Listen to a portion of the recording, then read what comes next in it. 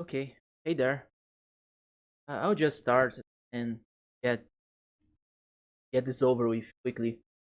I was planning to do other video, but okay, hey there. This came. I'll just start and get. Oh, let me get this over with quickly. Okay. Uh, some weeks ago, this debate appeared. I was not.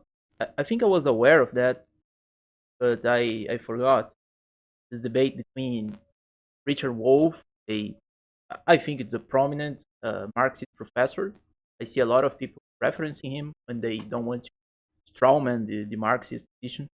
And Gene Epstein, I I I didn't knew uh, a while ago, but he seems like a important person in the libertarian movement. He's an associate of the Mises Institute from Alabama and president of the Soho Forum, right? A debate place where they host discussions and debates every month or so, I guess. And that time was a debate between Gene himself and Richard Wolff regarding socialism and capitalism. Each one of them would provide better equality and prosperity and so on. Uh, I wasn't planning to talk about it when I started watching the debate because it seems quite long, more than one and a half hour. But the debate itself is not that long, so I guess I'll be able to comment on on it in its entirety, right? So let's move on. I put that on the beginning of debate when Richard starts speaking. So let's go over what he has to say and make some comments. And after that, I'll comment on some video comments here because there was a lot of there's some back and forth between me and some Marxist guys apparently. So let's move on.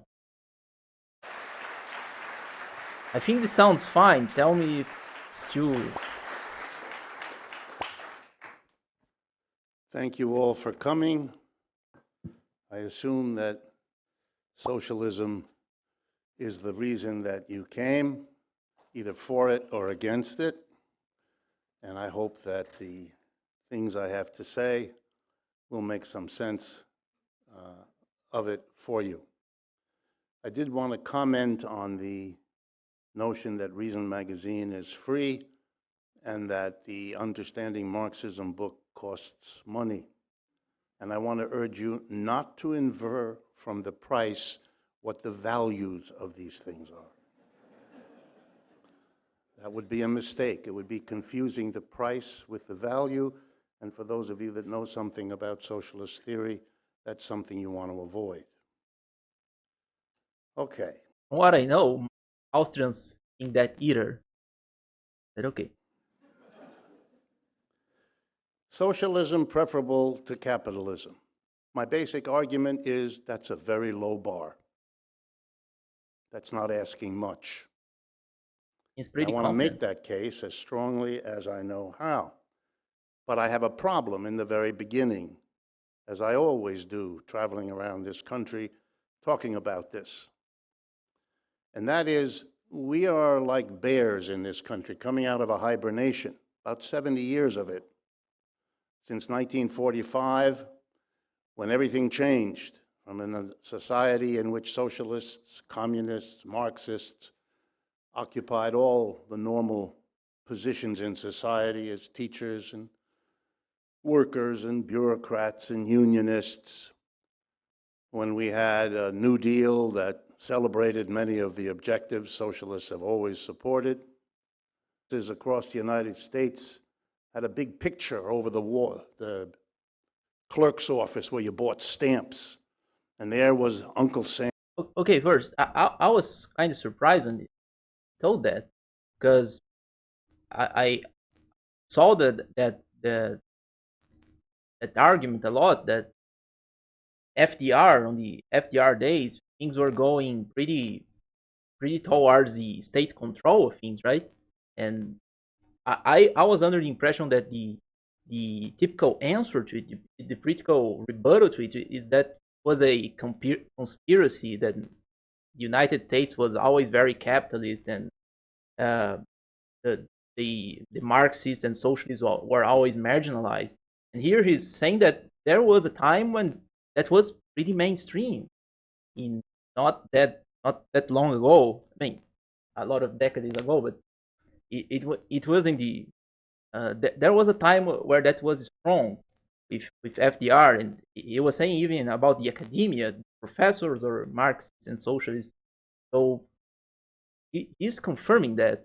I was surprised. I didn't know it was such a consensus. There was such a consensus about it, but it's good to see that someone from the other side is confirming things, right? So you don't need to debate that. But he goes on to say that changed. There wasn't a perpetuation of those ideas in academia, right? But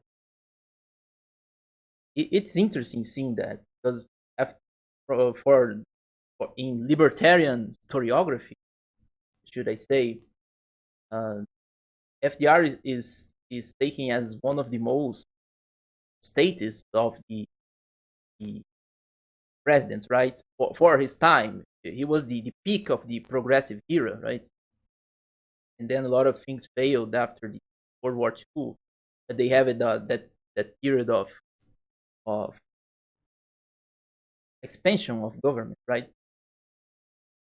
But it was interesting hearing that. And FDR, by the way, he's taken as the American equivalent of our president here at the time in Brazil. We have some guy called Getúlio Vargas, and he was pretty similar to FDR in this initiative to concentrate power, right? Both of them were almost dictator-like, right? Getúlio Vargas was a dictator, effectively. He was controlling a lot of things. He oppressed people a lot, and both of them flirted with some socialist and fascist ideas at the time, right? So it's really it's really weird. Like, FDR is celebrated by leftists in the U.S. and Getulio is celebrated by leftists here, and both those presidents were the closest that we have to a fascist dictator. So things that are really ironical. I wouldn't say funny, because that's not a funny thing, but was pretty ironic. And I know they will give excuses and say that they were not really fascist, or that there's some kind of difference between fascism and socialism or communism, but it was pretty close. Come on. Sam with his hat, arm in arm with Uncle Joe, which stood for Joseph Stalin.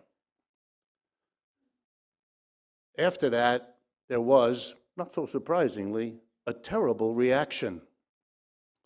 The business community and the right wing in America was horrified that for the 1930s, we had had a program of raising taxes on corporations and the rich in order to fund the creation, for the first time in American history, of Social Security, unemployment compensation, the first minimum wage, and a public employment project that hired 15 million people. The rich had to pay, and the mass of the Americans got the benefits. This was so horrific, it freaked out the forerunners of the Koch brothers. And then an alliance with the Soviet Union. Yeah, he had to bring the Koch brothers, right? The boogeyman of the left. I heard the participation of Gene Epstein on the Hans Rader podcast after that debate, and he mentioned that as well. It's always good to bring the Koch brothers, right? When you want to sell the leftist point, and that's his narrative, right? The evil rich did something about some change that was happening, but there's no problem in government accumulating power and starting expropriating people. The problem is that the rich are selfish, and they don't want to lose their things, right? Union finished off whoever wasn't freaked out already. And so in 1945, everything had to be undone. The New Deal coalition, for those of you who remember your history, socialists, communists, the CIO unions representing tens of millions of American workers, they're the ones that made all that happen.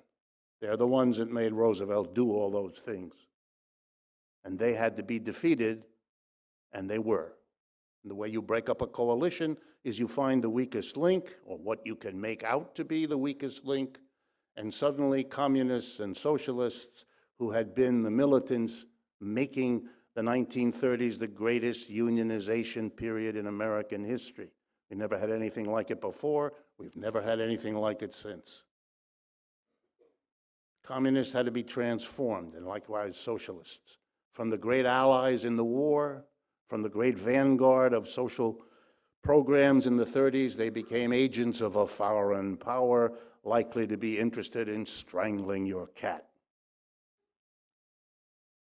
And they had to be driven out of the unions, the 1947 Taft-Hartley, driven out of their teaching jobs, driven out of the consciousness of the American people, who were terrorized about being interested in those things, as they have mostly been. Okay, so I have no no no reason to deny what he's saying. If there was that betrayal of those unions, of those Marxist and socialist intellectuals, maybe that's what happened. But I could bet that the changes that they promoted in the 40s wasn't completely reversed, right? I don't think the United States reversed it to the pre-30s situation regarding the size of the state and the institutions, right? And I have no issue. I have no issue admitting that betrayal is a betrayal and hypocrisy is something that you always find in the state. Yeah, first we support Joseph Stalin. He's a great guy, or we can say something cool about him, like Churchill said. And then after the war, the interest changes, the goals change. We make him sound like a villain because we have disputes over territory. We have disputes of Berlin and whatever. But I'm pretty sure that Soviet Union did the same thing, right? The amount of anti-capitalist propaganda there was huge as well. So it's all a matter of agendas, right? Agendas of propaganda, and you see that potentialized when you're dealing with huge states. The communists were not the innocent ones, but it's his narrative, right? They were trying to do the right thing, and then the rich people did something about it. Been in the last 40, 50, 60, 70 years. A personal note. When I went to college as a young person, I was interested in learning about Marxism, and I asked my teachers in the university, what course can I take to learn about Marxism? Half my teachers explained to me there isn't any, nobody here knows anything about it. The other half said, oh, yeah, we know about it, but we're way too scared. We're not going to teach you anything about it. In my undergraduate and my graduate years, and I majored in economics, I'm an economics professor, here's a fact. No one ever in any economics course assigned me one word of Karl Marx. Is that because he had nothing to teach us? Don't be silly. They were just afraid.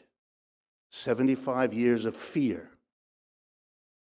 There's nothing smart and nothing excusable in any of that. Oh, and let me mention, since it might be of some interest to you, the three schools I attended were Harvard, Stanford, and Yale.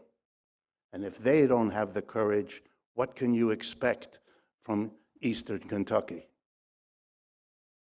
So I have a problem to talk to you about socialism because Okay, I can concede that I don't know the history in the US regarding education, and I can't see how that's true considering the McCarthy's period, right?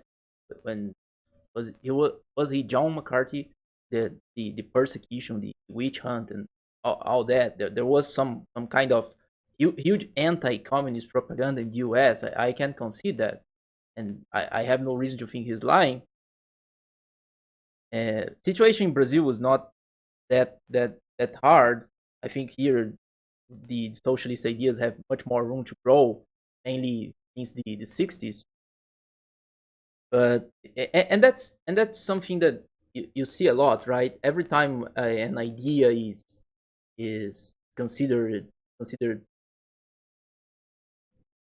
not acceptable, right? You try to censor it, and every time you try to censor some ideas, they get this aura of being the hidden truth, right? You see that a lot with some, how can you say, with some right wing branches, likely, that are suppressed. His opinions, their opinions are not allowed, and then they get this image, right, for this inner perception that they have the hidden truth because they're being censored. That never works, right? That's why that's one of the reasons. That's a utilitarian argument against censorship. You have to be against censorship as a matter of principles, but there's a utilitarian argument against it that goes like that, right? Every time you try to censor something that you think is reprehensible, that thing just gains more strength, and all your censorship backfires. That's what, maybe that's one of the things that influenced Richard Wolff. He saw all that repression, say those guys must be saying some truth because they're being censored. And I think that nowadays that happens as well with libertarian thinking. From what I know, Rothbard since the beginning was not properly censored, but people neglected space to him a lot. So he always had to do things by himself.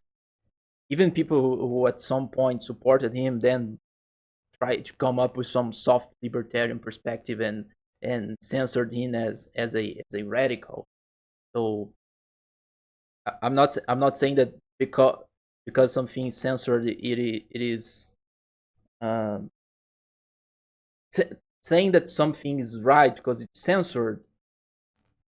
Uh, it's not a good argument, but that doesn't mean that truth is not censored a lot of times, not repressed a lot of times. But I can see, I can imagine his perception of things at that time, seeing that their Marxist professors couldn't speak up about it. Unless you're a very unusual American, and there are some, or a foreigner, because the situation's different abroad, you don't know much about socialism, or what you do know is 75 years out of date, because it's changed a lot, as I'm going to point out to you as I go through the argument. Okay, let's do it. Socialists disagree. They always have from the beginning.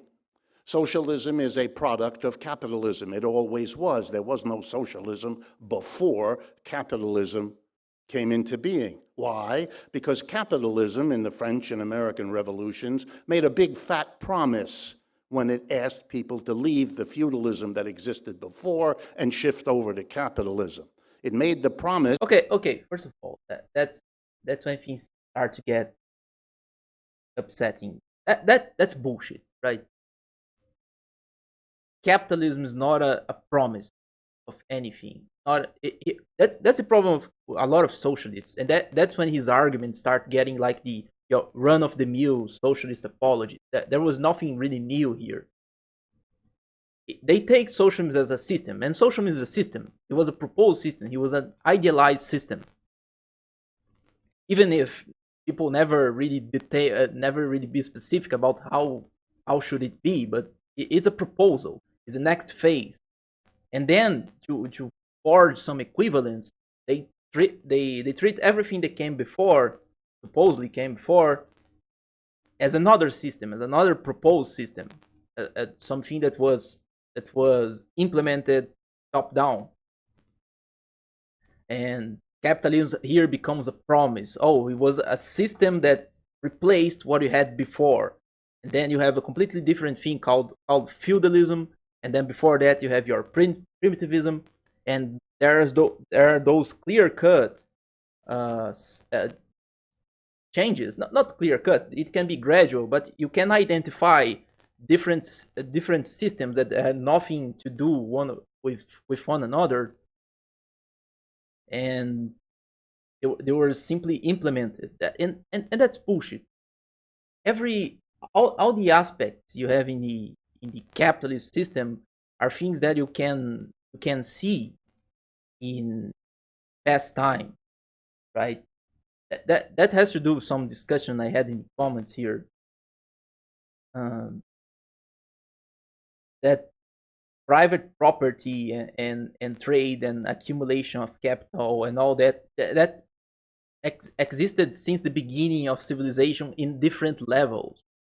I can say that a capitalist society is one where those things are recognized as legitimate, but you always have those aspects.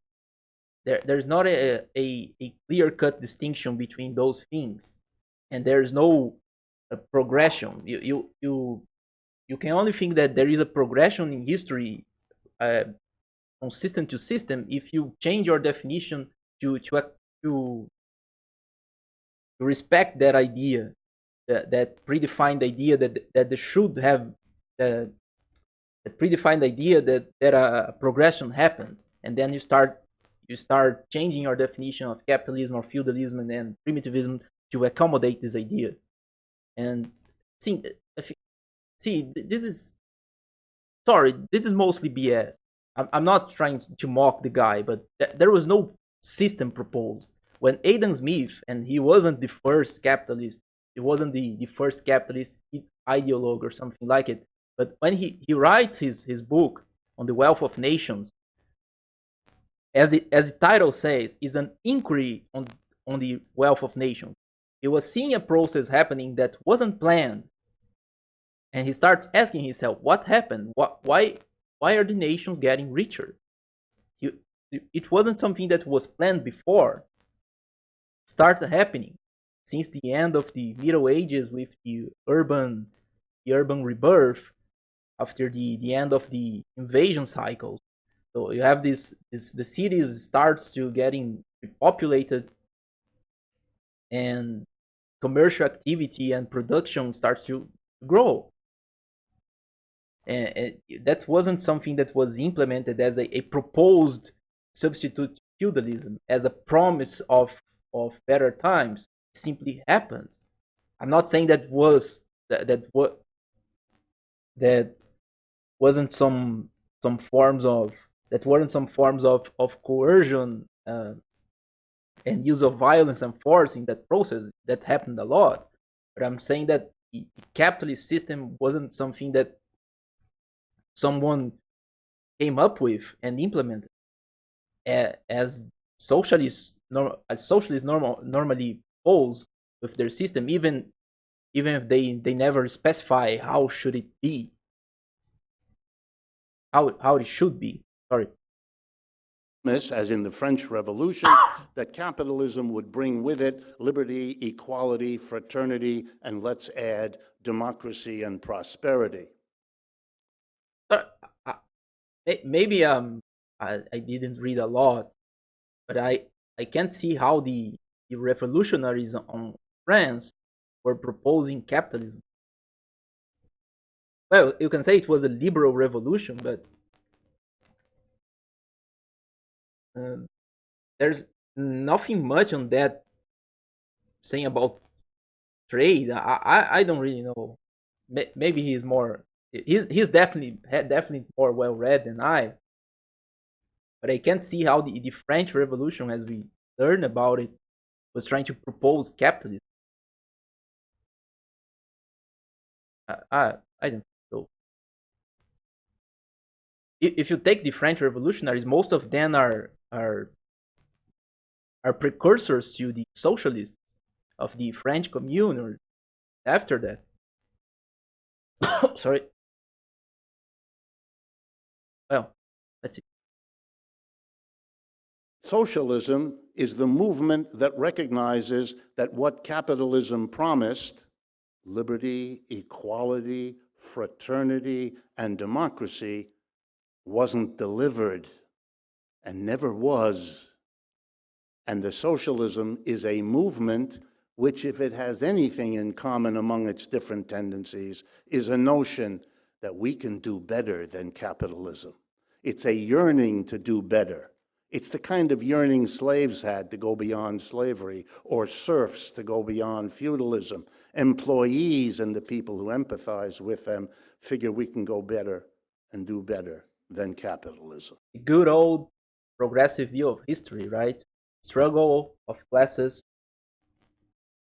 the struggle between classes, and you can always have some it's clear distinctions between any period. And you just assume that you're not discussing that. So that's what socialism is.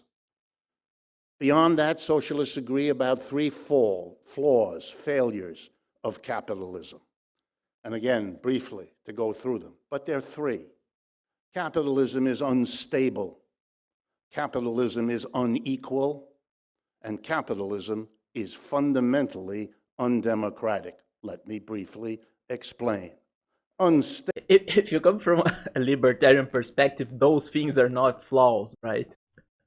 We don't like enforced equality, we don't like democracy, and we don't like stability in the sense that we don't like a static economy, right? The economy is dynamic, so you never reach a point of equilibrium. The point of equilibrium is always changing. A free market economic would tend to this equilibrium point, but as the point is always changing, it will never reach it. So you can see that's a confrontation of worldviews, right? Because the same word sounds completely different to people from a socialist and a libertarian perspective of the world. That's what makes the discussion so difficult, even if when both people are being honest. But move on. Stable. Every 47 years in every capitalist country, on average, there's an economic downturn, not due to nature and not due to war, just built into the system. It's called the business cycle. And not due to the Federal Reserve, right? Not due to central banking. Let's forget that part. Because it always comes back. Millions of people lose work. Businesses go out of business. A crazy crash. You know what it's like. If you pick up the financial press, you'll know we're waiting for the next one to hit this year or next.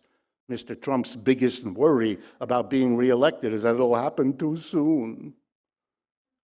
He worries. And that's why he's pressing the Fed chairman to lower interest rates or to keep them lower, or to keep them low. So he was completely ignoring that part, right?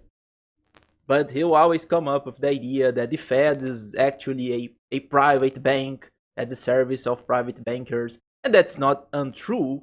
But when they say that, they are assuming that there is a way that the Fed can be democratic, as you see later. Sorry for poisoning the well a little bit. As we all do. It's an unstable system. That's crazy to live in an unstable system. If you lived with a roommate as unstable as capitalism, you would have moved out long ago. What an amazing thing to accept a system that every 4 to 7 years threatens millions of people with unemployment, lost income, interrupted vacation, interrupted education, lost mortgage, you name it. Then let's do the next one, inequality. Oxfam in England keeps track of these things. And the latest number from them summarizes it all. The 80 or 90 richest people in the United States together, in the world, have more wealth than the bottom half of the population 3.5 billion people. That's the achievement of capitalism, that kind of distribution. If you took away half the wealth of those 80 to 100 people, guess what? They'd still be the richest people in the world, only you'd now have a vast amount of money to deal with the sickness, the lack of education, the absence of water, the insufficiency of food of the vast majority of people.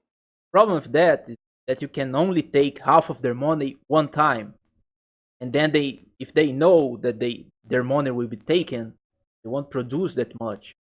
That's the issue. Maybe it works at the beginning, because you take all that wealth that was generated. Oh, those billionaires, they're so greedy. They take more than half of the wealth of the world. So let's take their money, their wealth, and redistribute it.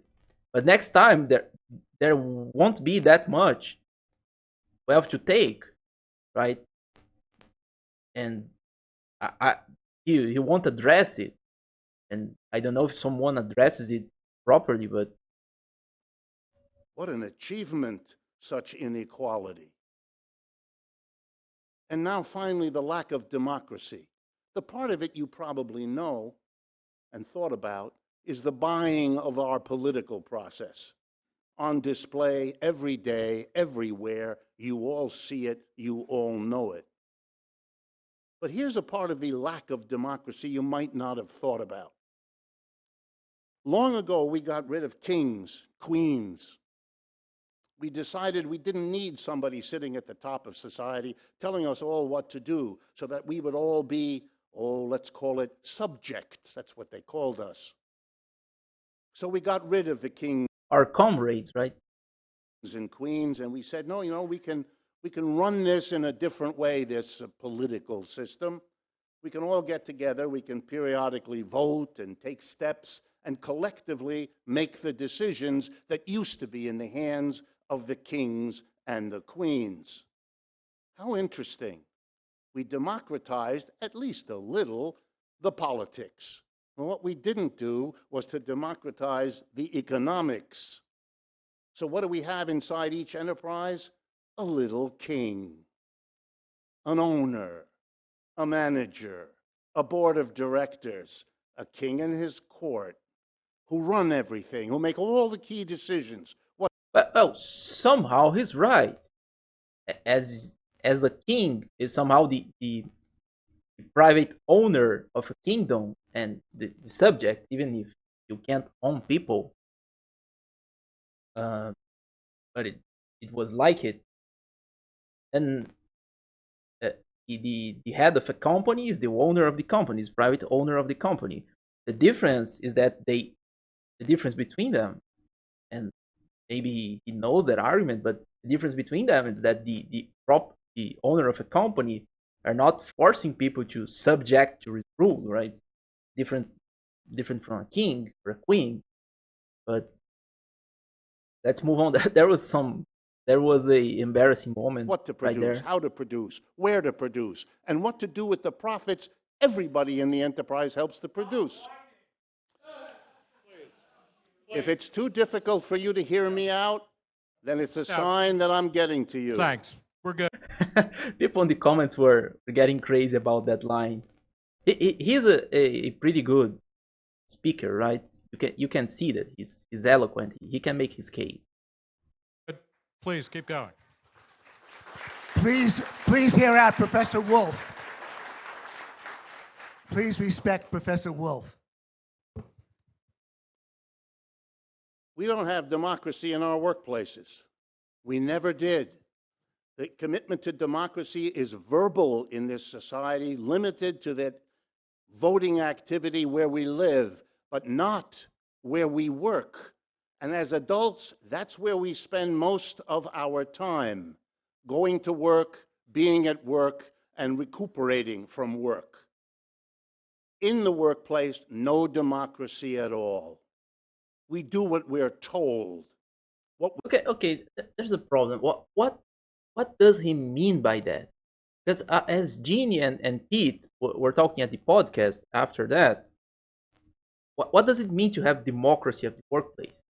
Does it mean that all decisions about how to produce, about what to produce, are collective, are collectivized? Why does why is it a good thing? Why is it needed? I mean, one of the reasons because I work for someone else is because I don't know how to produce. If I work at a factory, at a production line, I don't know how to design something that I'm making. If I'm if I'm at a low skilled job, I don't know how to do that. I don't know how to produce it. But there's some guy who can design it, and I can make part of that product. I wouldn't be able to make the full product and sell it and sell it and gain some money with that. But I can, if I work for someone who knows how to do it and have the resources to produce it, I can gain, I can receive part of the money corresponding to that, to the selling of that product, right? So why do I, why would I want to decide on what to produce if I don't know how to make it? I don't have that know-how. I don't have that knowledge. So is it on my interest, or the reason why I work for this guy is because I don't know what to decide. I can't decide about it.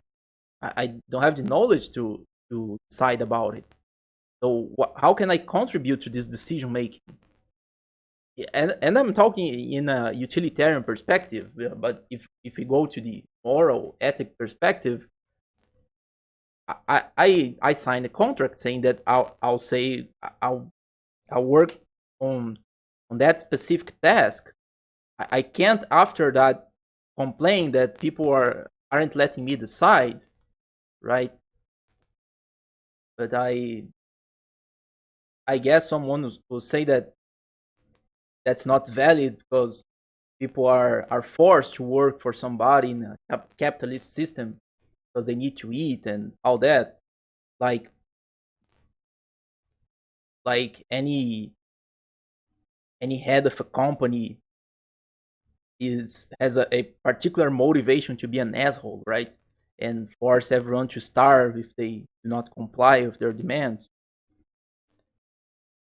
That's a long discussion, right? Because the libertarian side and socialist side are coming from completely different perspectives, even regarding how does a human being function, right? Uh, if you do not start by the individual, methodologically speaking, you end up with a completely different thing.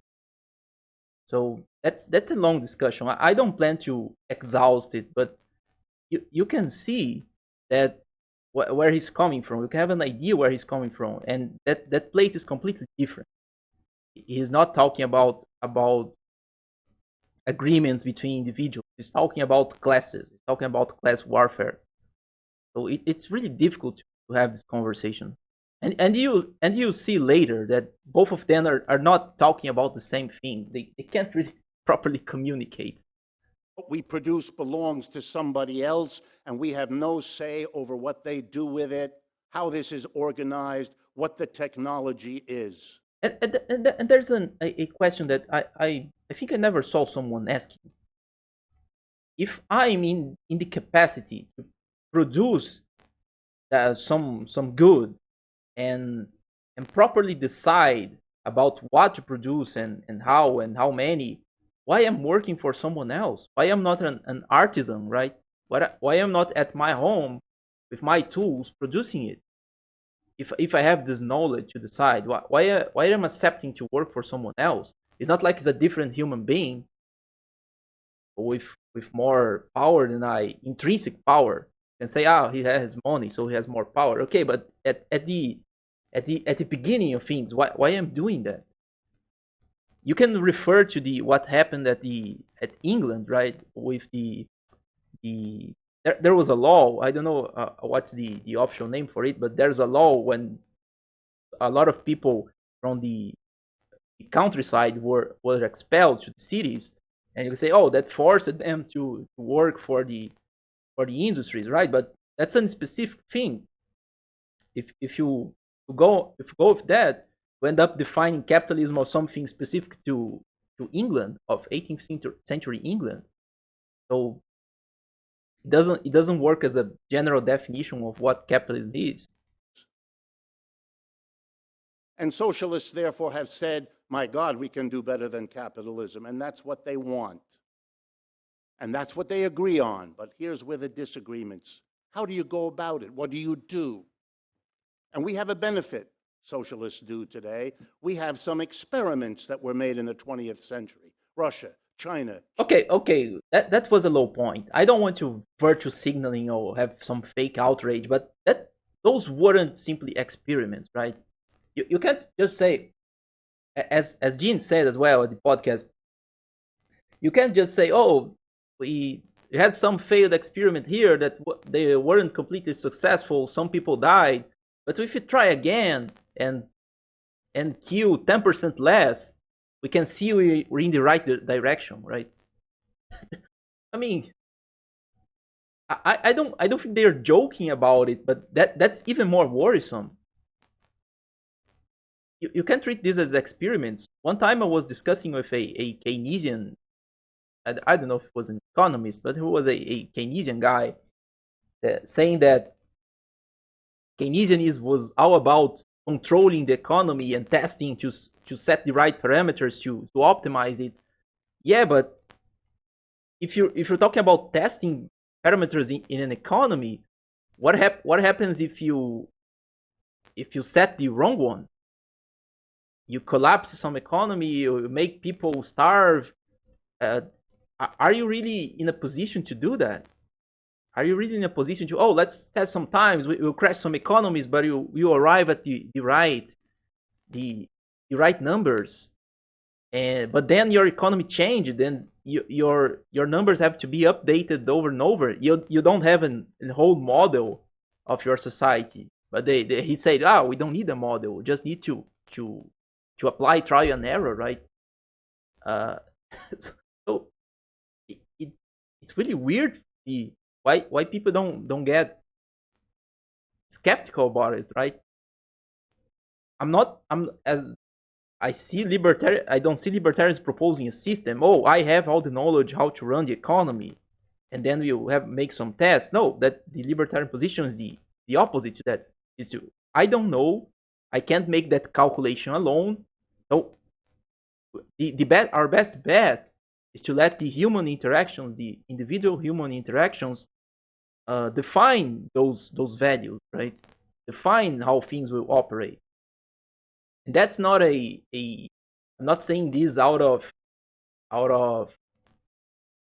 ideology. I want to be like that. That's our best bet. You can't claim that knowledge of how to run things, or you can't claim to yourself the authority to make tests, to make experiments on people, when the consequences of failed experiments is a lot of deaths, right? That was really a dull point. Cuba, and so on. And we learned from those experiments what works and what doesn't, what should be I don't think we learned enough. pursued and what should be set aside. And so the new socialism, and if you're not aware of it, that has to go back to what I said at the beginning. You haven't been keeping up, which is hard to do in a society which makes socialism a taboo. I wonder why.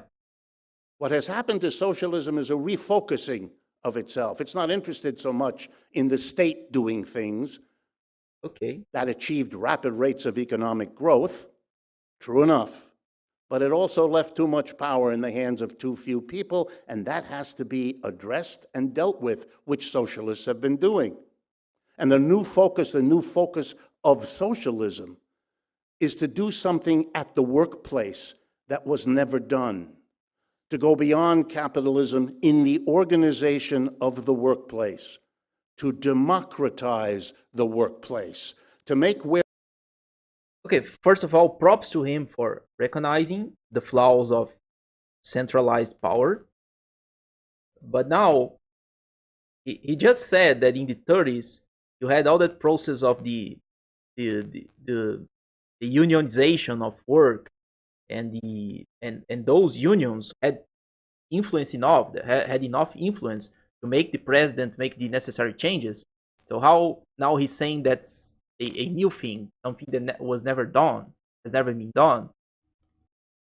From what for I understand, that already happened at the FDR times, but just a minor. Where we spend most of our adult lives at work, a place where democracy reigns, where all the people who work in an enterprise participate in making the decisions of what to produce, how to produce, where to produce, and what to do with the profits.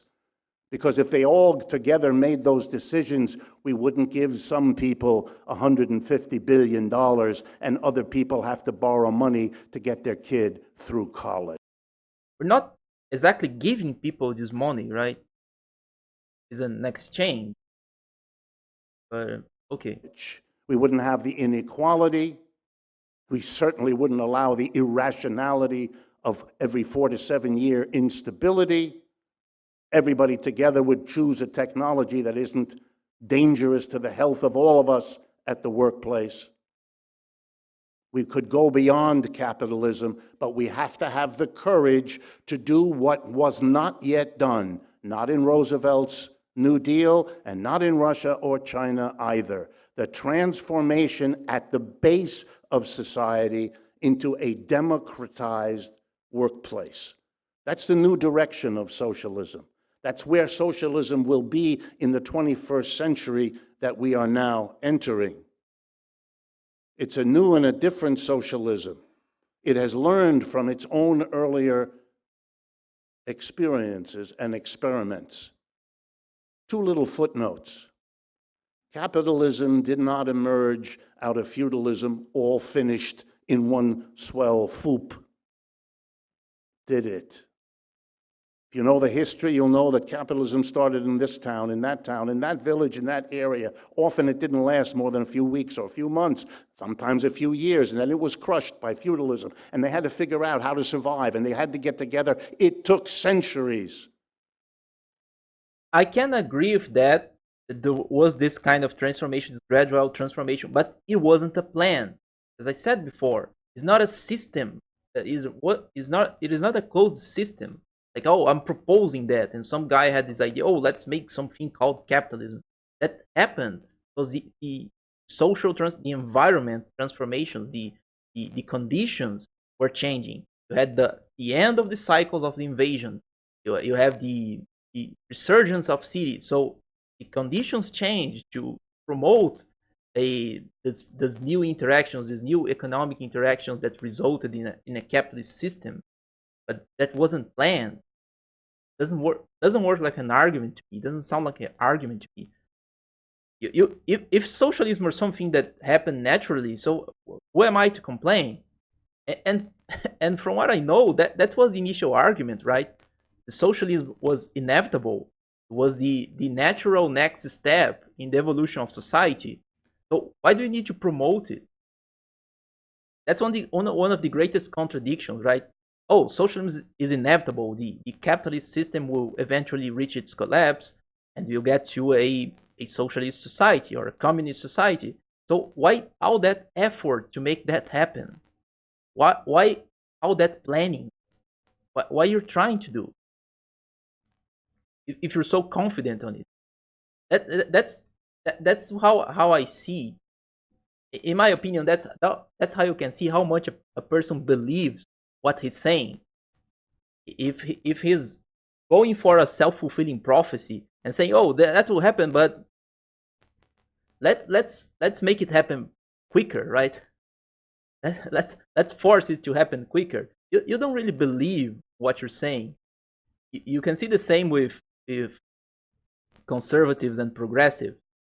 The more they try to impose their values, the less they believe them. In my opinion, if you really think what you're defending is the natural state of man, is the how things are naturally are, you advocate for less coercion. You advocate for less power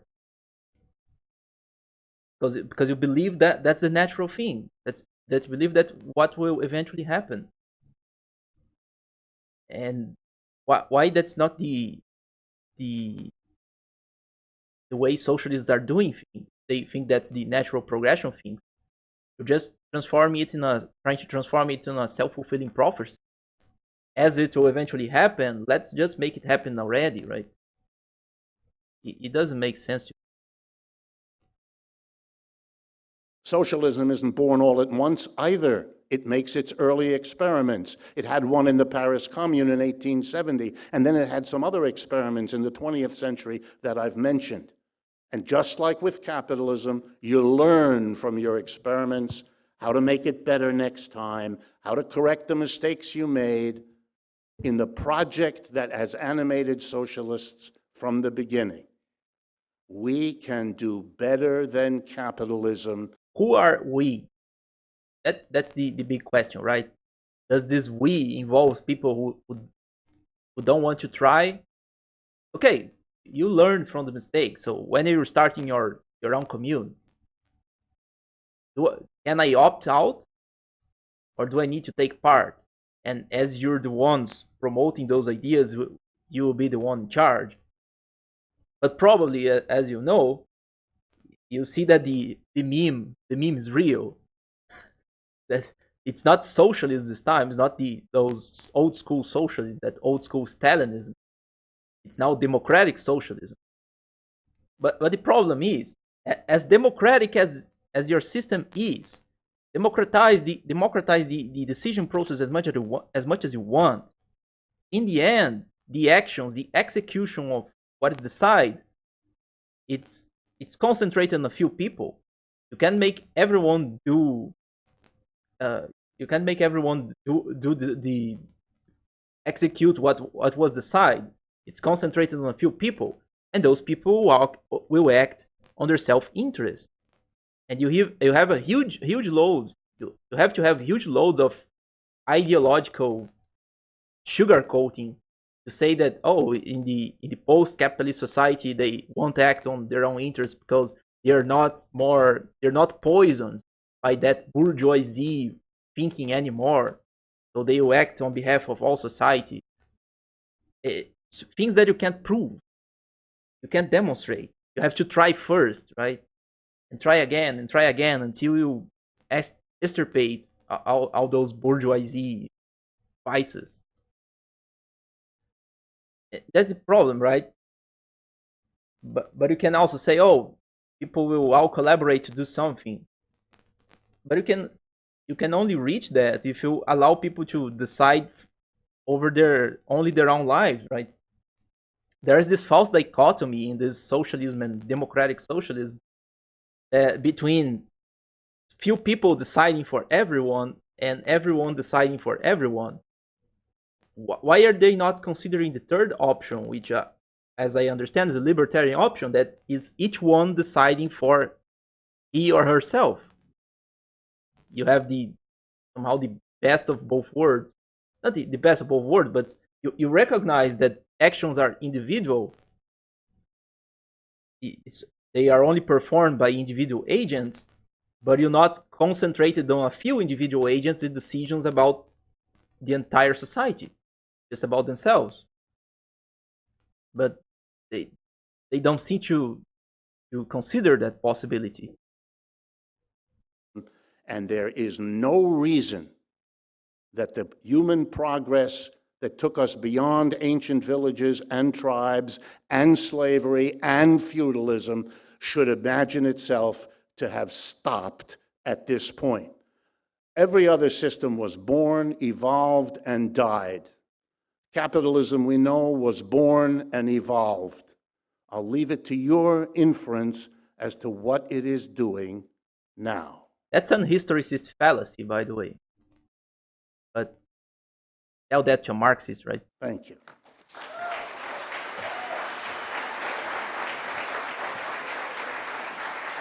All right, thank you, Richard Wolff. Follow him on Twitter at Richard D. Wolff with 2 F's. And now, taking the opposite side is Gene Epstein. Follow him at Gene Soho Forum. Gene Epstein, ladies and gentlemen.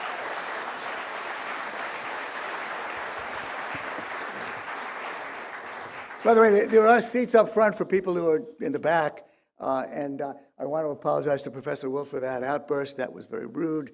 We don't run the SOA Forum that way. And thank you, for Professor Wolff, for being gracious about that. Well, let me start. It is a pleasure to share a stage with Richard Wolff, who I consider my alter ego in a parallel universe. We both came of age as socialists. In my case, from age 1, since my mother was a card-carrying member of the Communist Party, and I have her FBI file to prove it. You could always tell who the FBI agents were in the party because they were the only ones who paid their dues on time.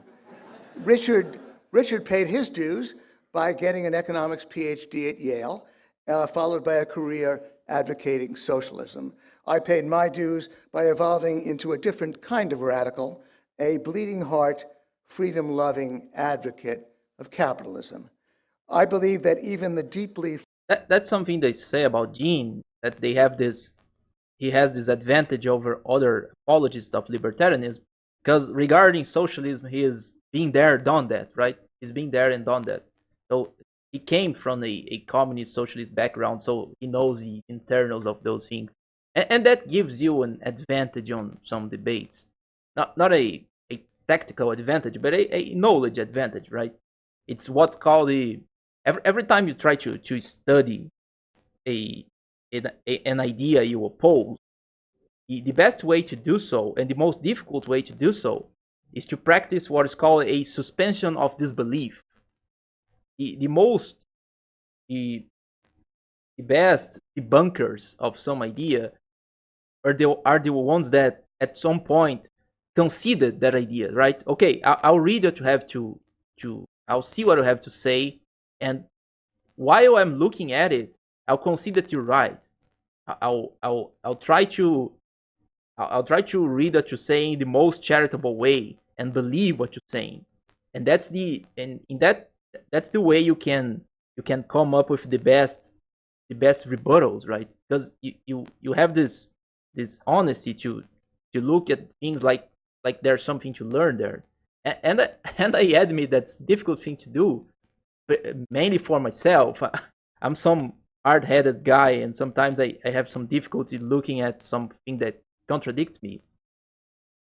But when that's part of your life, like in Gene's case, I think that's a really advantage when debating people from that background. The flawed capitalism we have now, heavily distorted by government interference on behalf of the powerful, is preferable by far to Richard's socialism in promoting freedom, prosperity, and equality. Richard bears a very heavy burden of proof because his socialism has never existed. He repudiates my mother's Soviet Union, my mother's favorite Cuba. He has indeed called these systems state capitalist. I'm glad he's learned from their mistakes, since their mistakes. And is pointing at a huge problem that you have in those discussions, is that the semantic war, right? It's always like when something is bad, it's capitalism. When something is good, it was socialism. And there's this problem in the capitalist side as well. As you see, Gene later, he'll talk about crony capitalism, and I don't really like that term, because it makes you think that it is some form of capitalism, and he's just being harmed by some exterior factor. But it isn't really, right? Because we have to agree on definitions, right? Because those discussions without it are just impossible.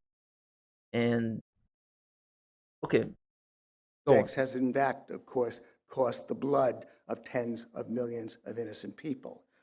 He wants the economy, as he explains in his book, Democracy at Work, A Cure for Capitalism, He wants the economy reorganized around workers' self-directed enterprises in which employees own and democratically run companies and keep the broadly defined profits or surplus that normally go to the employers.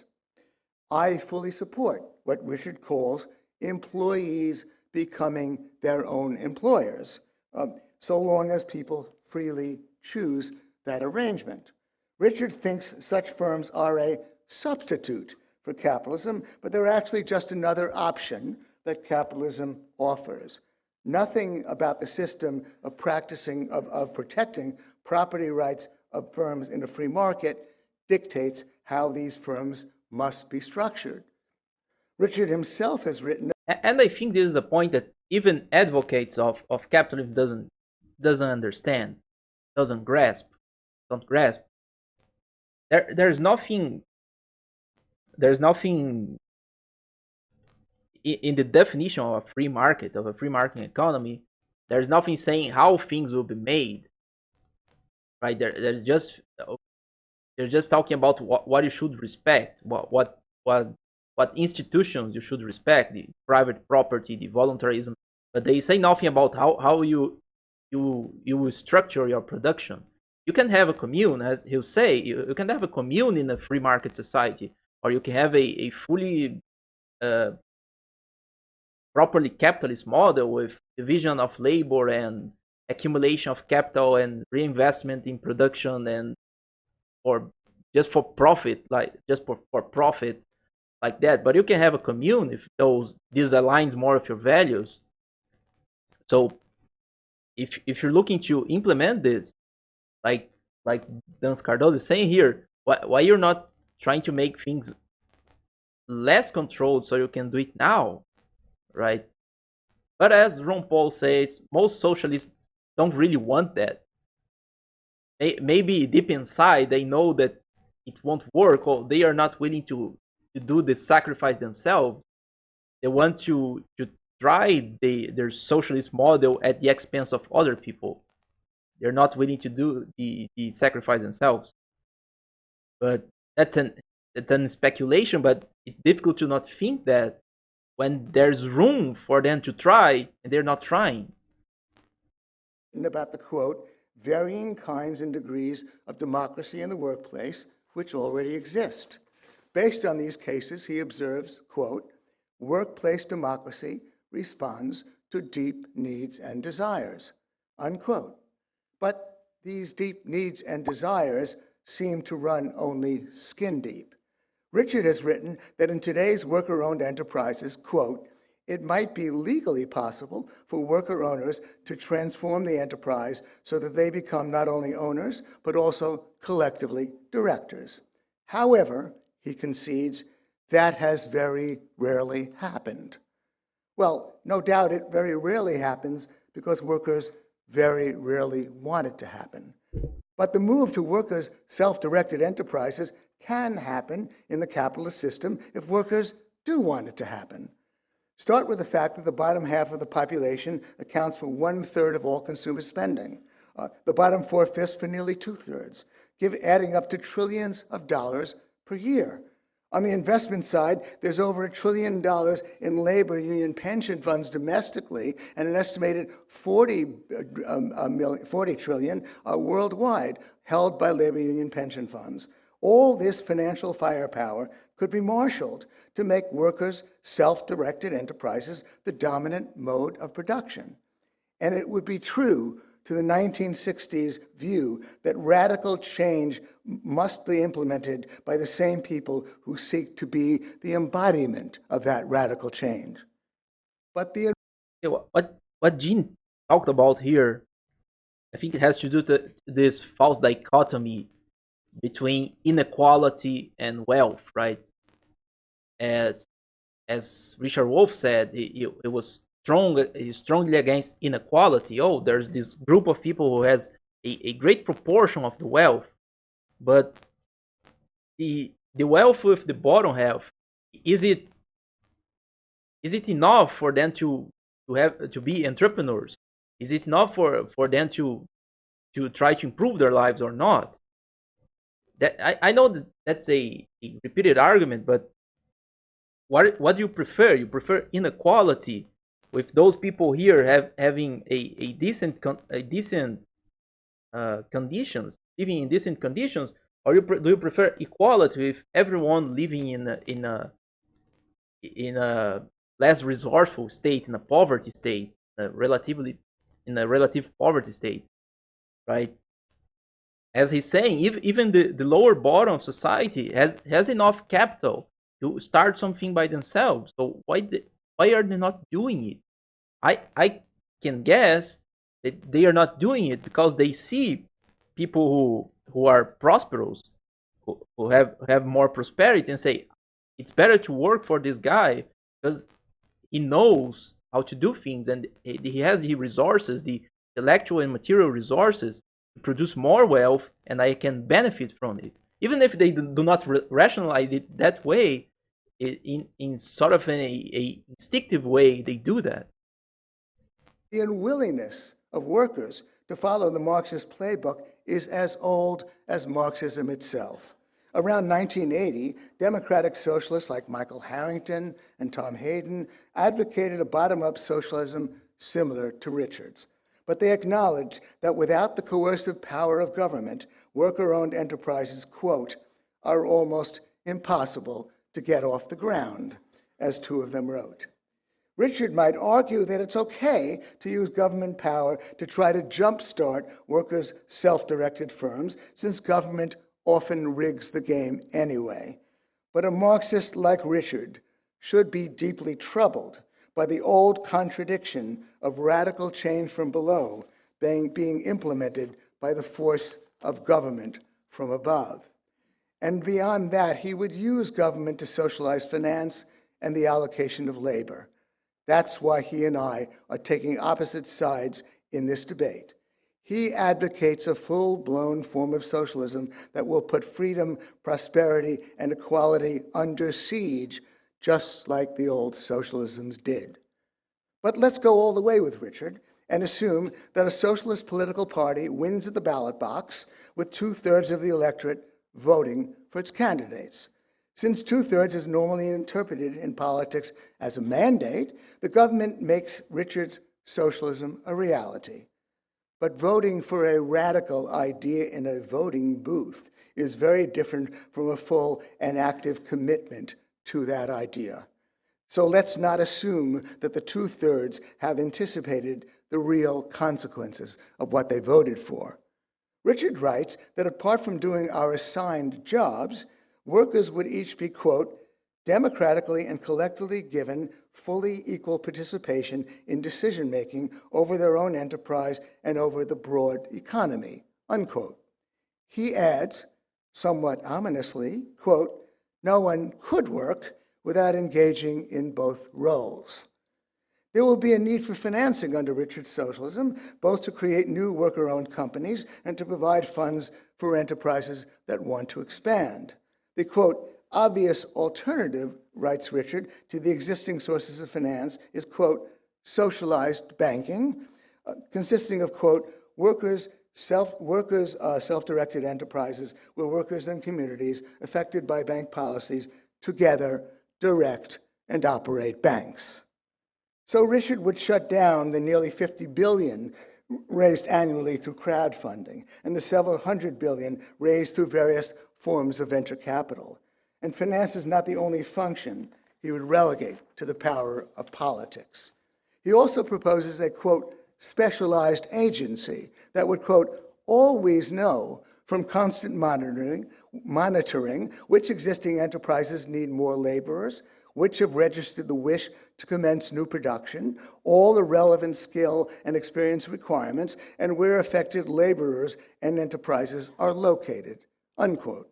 He adds that the agency's reports would be submitted to all workers to aid them in making their decisions.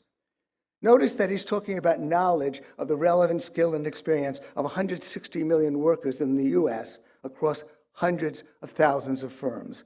That's information the specialized agency will, quote, always know from constant monitoring. From my work experience, I can tell Richard that those constant monitors who keep coming around will be the butt of jokes, and the information they come away with will be superficial when it isn't totally misleading. So in Richard's world, we'll be required to do our assigned jobs, attend meetings about company matters, and vote on the outcomes. We'll also have to pore over the reports of the labor allocation financial agencies and then discuss their recommendations with many others and vote on those outcomes. I submit that only in a dystopian nightmare could most of us imagine ourselves spending our waking hours in this way, especially since the vote of any one of us, can hardly determine the outcome anyway. Richard approvingly uses the 1960s term participatory democracy, in which we each get to participate actively in democratic decision-making.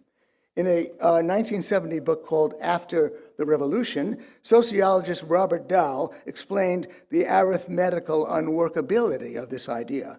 If each attendee at a meeting were given just 10 minutes to address the issue being voted on, it would take 10 hours to move on to the next issue, provided there were only 60 people at the meeting.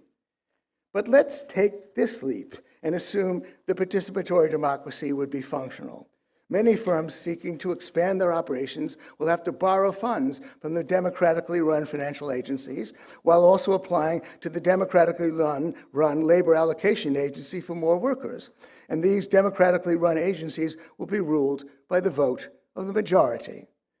But to pick up on an objection raised by Atlantic Magazine journalist Connor Friedersdorf, we might ask, how easy will it be to get the democratically run finance and labor allocation agencies to support the expansion plans of firms that produce Muslim prayer rugs and Korans and the building of new mosques? Friedersdorf goes on to ask, would you prefer a socialist society in which birth control is available if and only if a majority of workers exercising their democratic control assents? Or would you prefer a society in which private businesses can produce birth control, in part because individuals possess economic rights as producers and consumers, the preferences of a majority of people around them be damned? Unquote. Friedersdorf's question applies to the related issue of freedom of speech and press. Would you prefer a socialist society in which dissenting journalism is available if and only if a majority of workers exercising their democratic control agrees? Or would you prefer a society in which private enterprises can produce dissenting journalism, the preferences of a majority of people around them be damned? So at best, our freedoms would be circumscribed by the tyranny of the majority. But we don't have to press this decisive objection, since the overwhelming likelihood is that elected representatives and their appointees will have most of the real power. There won't be enough hours in the day for us to even be aware of the thousands of decisions being made each day on our behalf. Special interests will form around these centers of power, and as Friedrich Hayek accurately predicted about conventional socialism, the worst will get on top, because power-hungry people are mainly the ones who end up on top.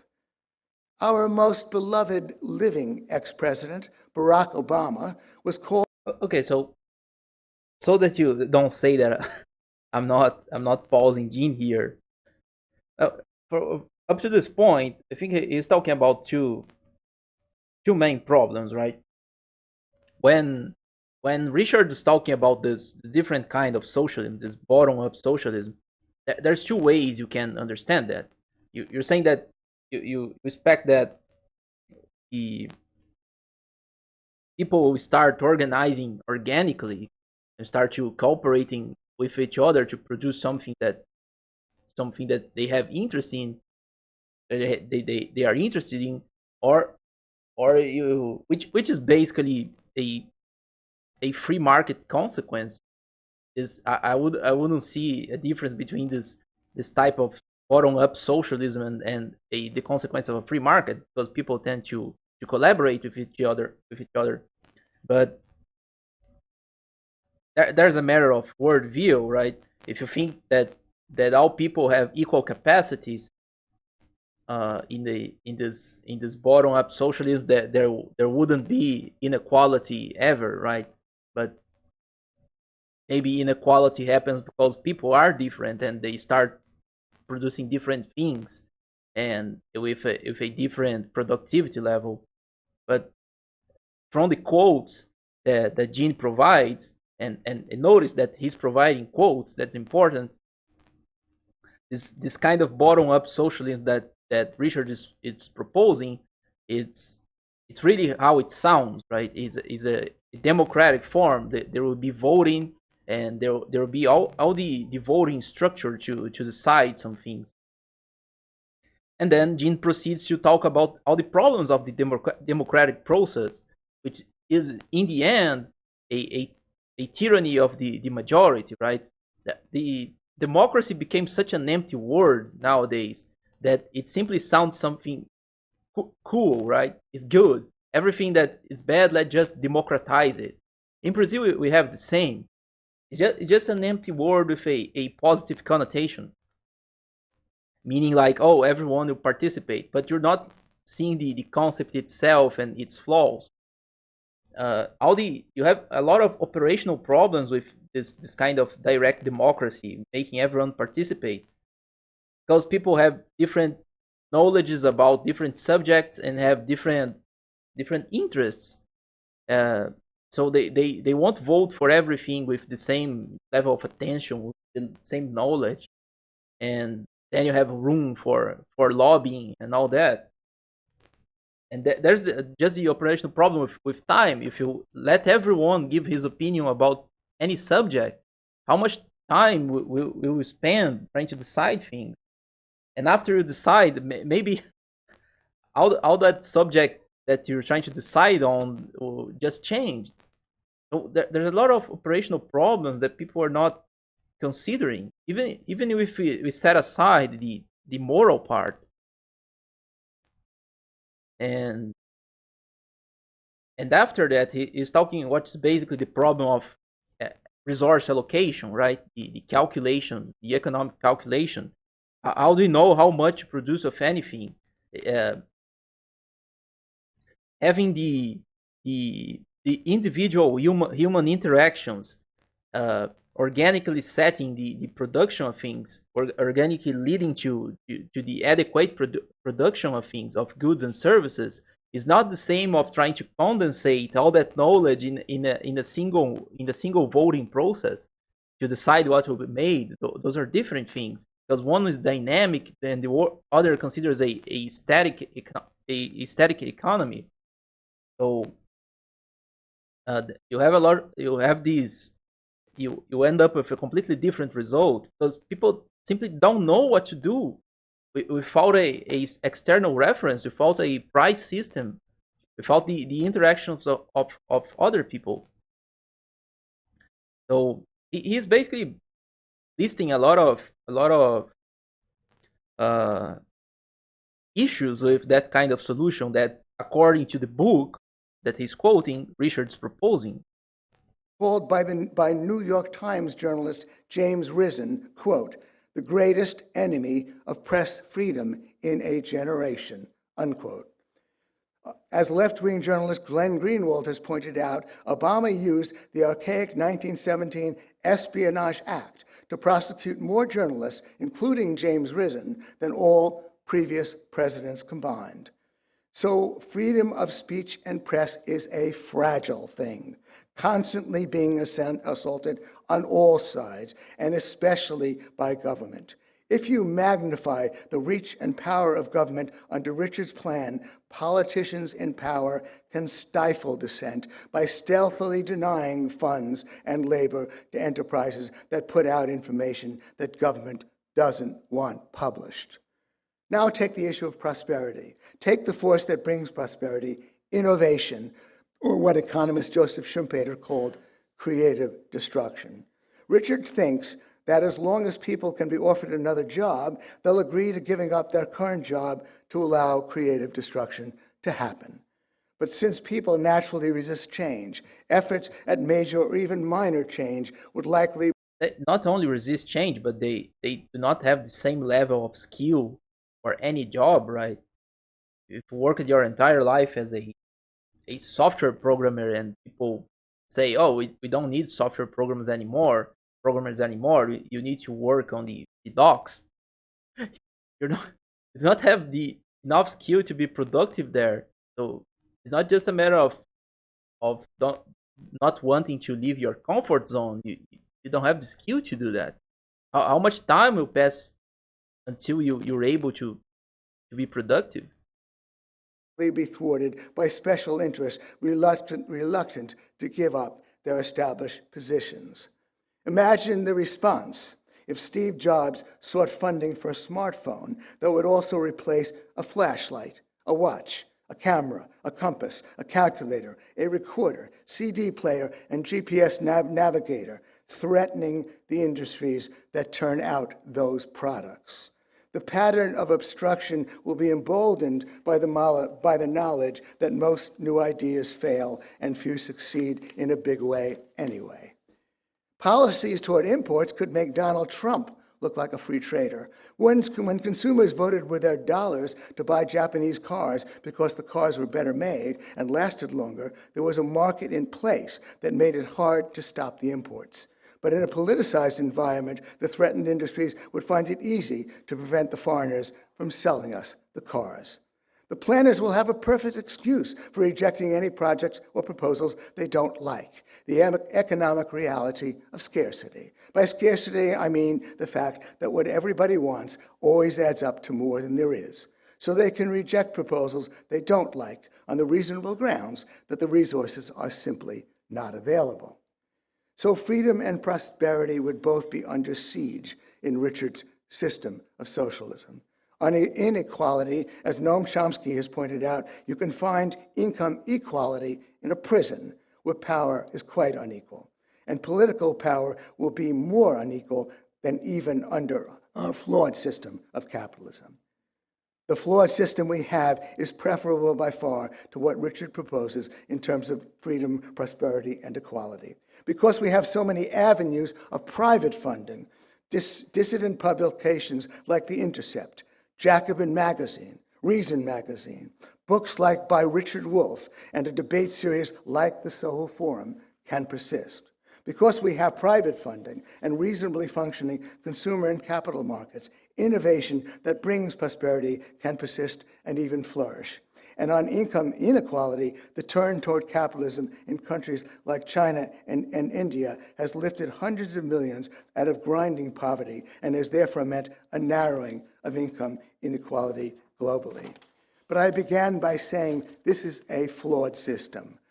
Riddled with crony capitalism. Richard mentioned the instability of the U.S. economy. Indeed, it is unstable.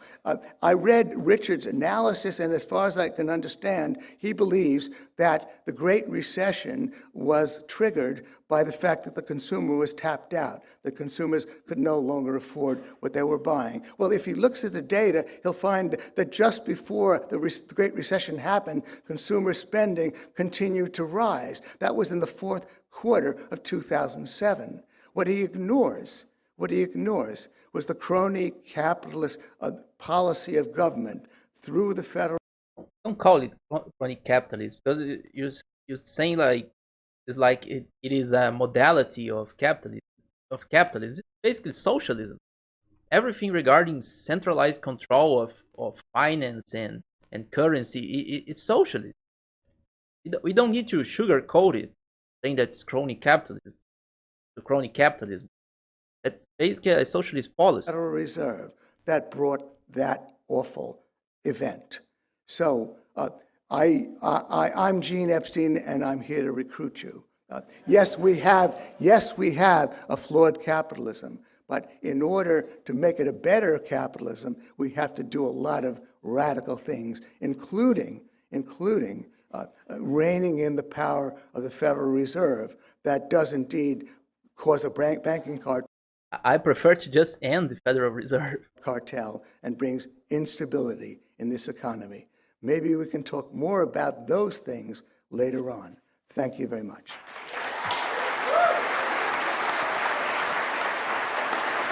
All right.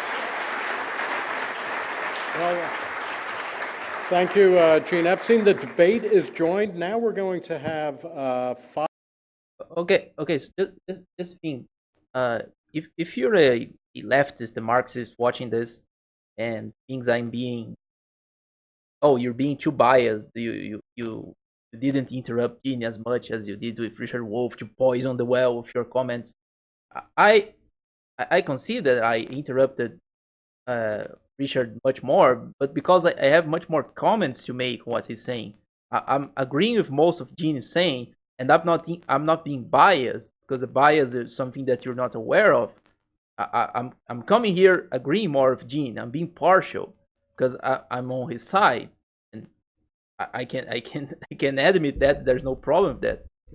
But it's just natural that I have much more to comment on what Richard's saying because I have objections to it to and to comment what Gene is saying. Which most of that I agree.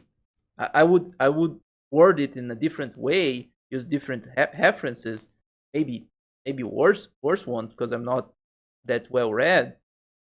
But I have nothing much to add. I have no much to add. 5 minutes of rebuttal each. Gentlemen, I'll suggest that you stay seated and use hand microphones. You want to go to the podium? Okay, we cannot keep these guys down, so we won't try. Richard, you have your option. I just want to remind people of a couple things. One is, remember that the proposition, the resolution under debate is socialism is preferable to capitalism as an economic system that promotes freedom, equality, and prosperity. Follow Richard Wolff at Richard D. Wolff with 2 Fs. Follow Gene Epstein, Gene Soho Forum. Follow me at Nick Gillespie. Follow the Soho Forum at the Soho Forum. Follow Reason Magazine at Reason. Richard Wolff, please, you have 5 minutes to rebut.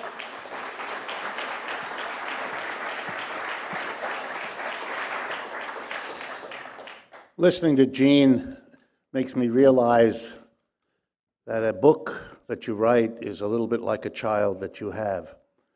You think it's yours, and then you watch as it becomes its own thing and is understood by other people in ways you never imagined. I cannot recognize 3/4 of what he said. It sounded to me like quotes of somebody I didn't even want to meet. I'm not proposing a kind of socialism. I don't believe in looking into the future and telling you what the society ought to be. People who Okay. Sorry, sorry for already pausing it, but I take issue with that. If Gene is not just plainly lying, he provided direct quotes from his book. So and those quotes are pretty propositional. They have some huge proposals there. So how does he come here? How does he go there and just say that no, that's wrong. I'm not proposing anything, right? I see that many times. You say a lot of things like you're advocating for some positive action, and when there's some criticism towards it, you just say no, I'm not proposing anything. Like you're just pointing the flaws. It's easy to do that, right? It's an easy life to just point the mistakes at something, point the flaws at something, but saying it like you're proposing a solution. And when people complain about the solution, say I'm not proposing anything.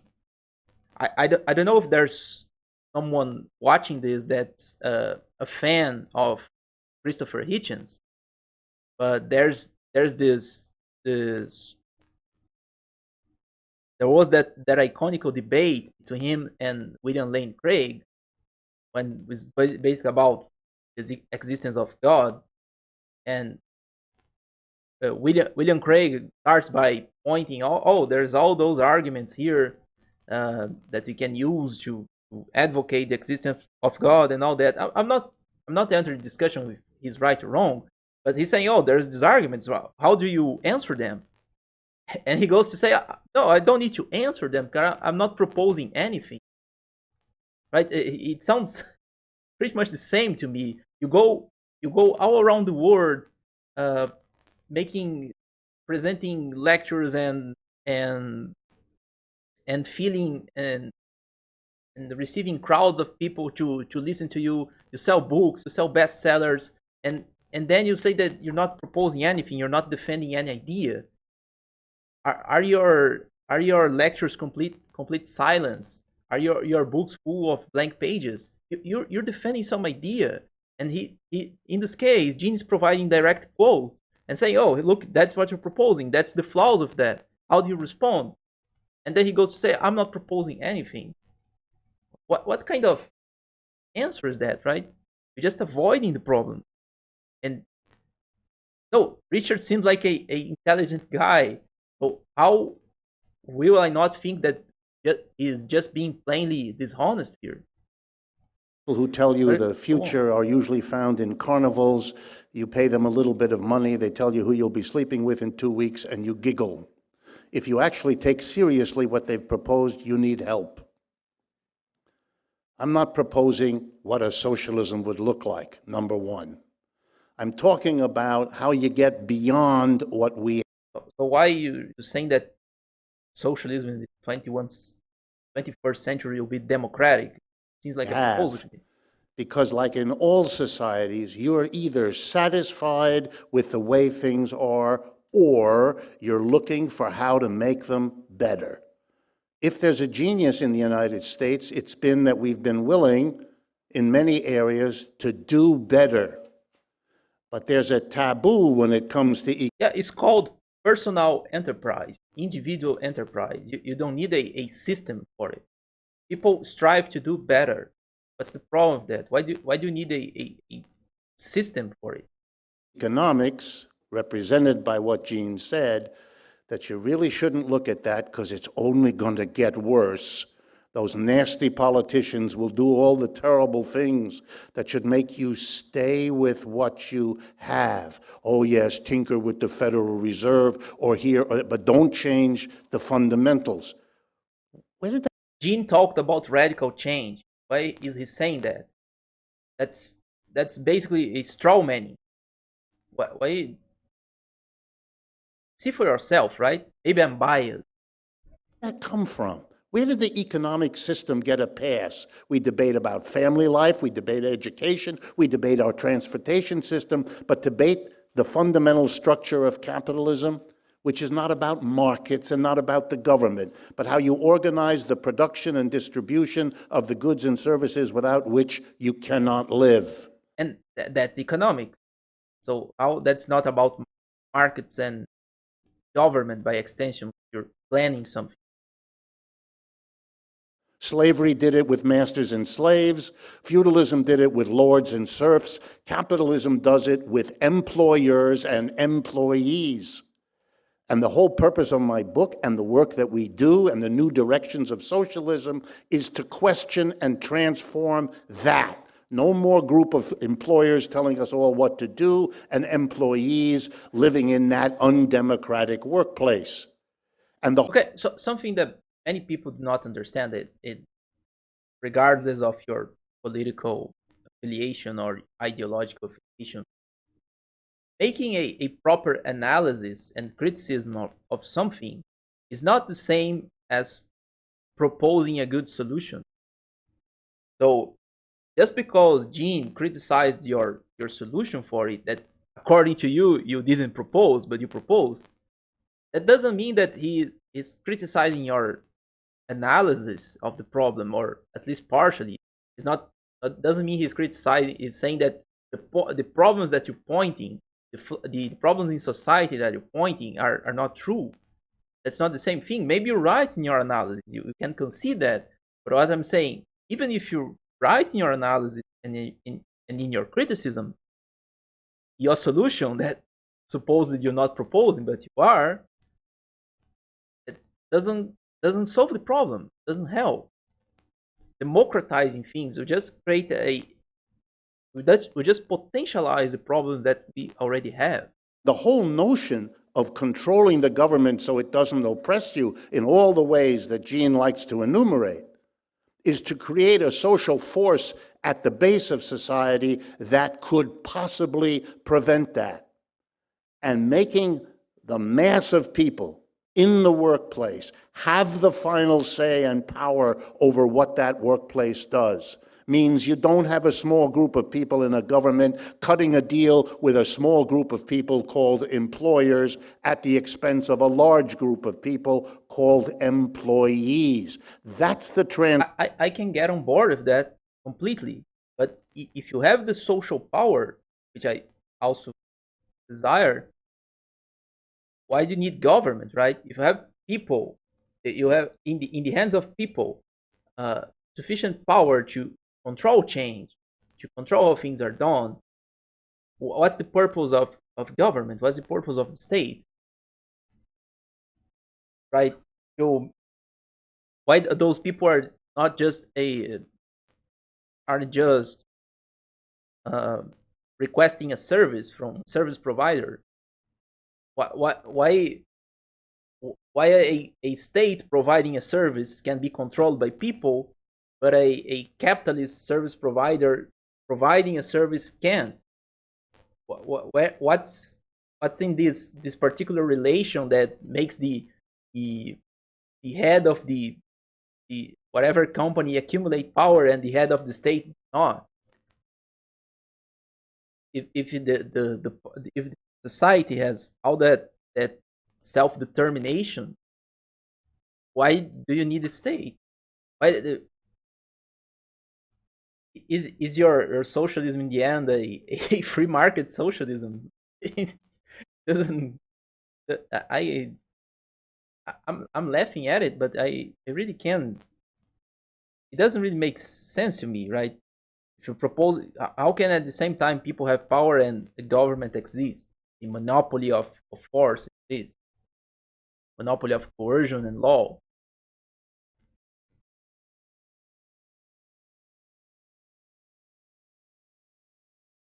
Transformation at the base of society that will mark the 21st century's socialism, so that all the old arguments against the socialisms of the past, arguments predicated on what's wrong with the government and the overwhelming power of the government, they're not relevant anymore, because the thrust of socialism is at the base of society, not at the level of government.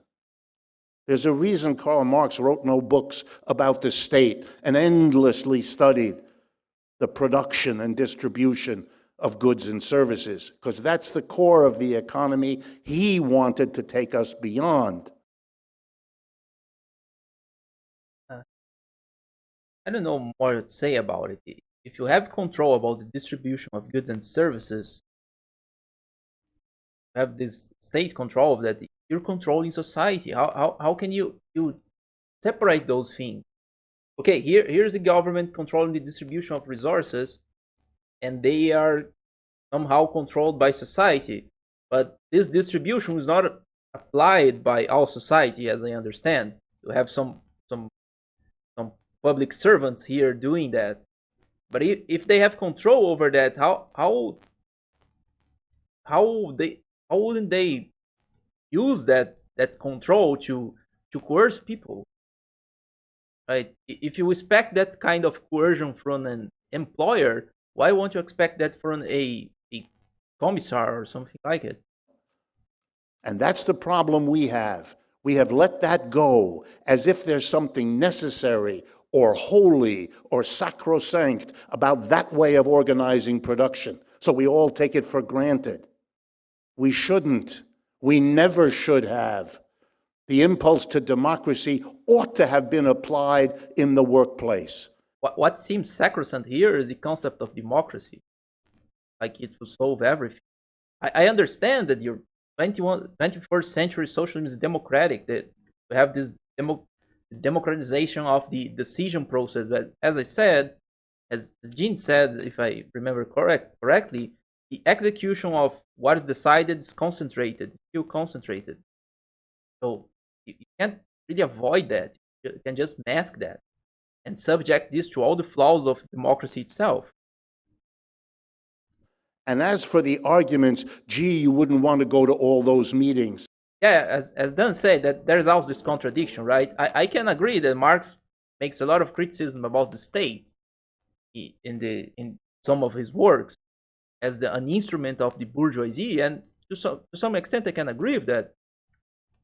But then when tries to propose something in the Communist Manifesto, he manifests he he was all about the state control, right? He's all about controlling currency. He's all about all that. But maybe Richard will say that's outdated, right? That was the old proposal, and that was the socialists, the modern socialists overcame that, and they have a new model, a democratic model.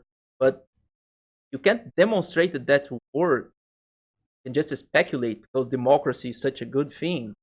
And then if we democratize socialism, it will become a good thing. But you can't prove it. And even if you can prove it, you do not have a right. You do not have a right to impose on me. You do not have a right to impose it on anyone who doesn't want to take part. Those were the arguments of the kings. We don't need democracy. The mass of people haven't the time or the interest or the intellect or the education or the training or the... Come on. Yeah. Even if that's the argument of kings, that's not untrue. He's doing like a genetic fallacy. I said something similar.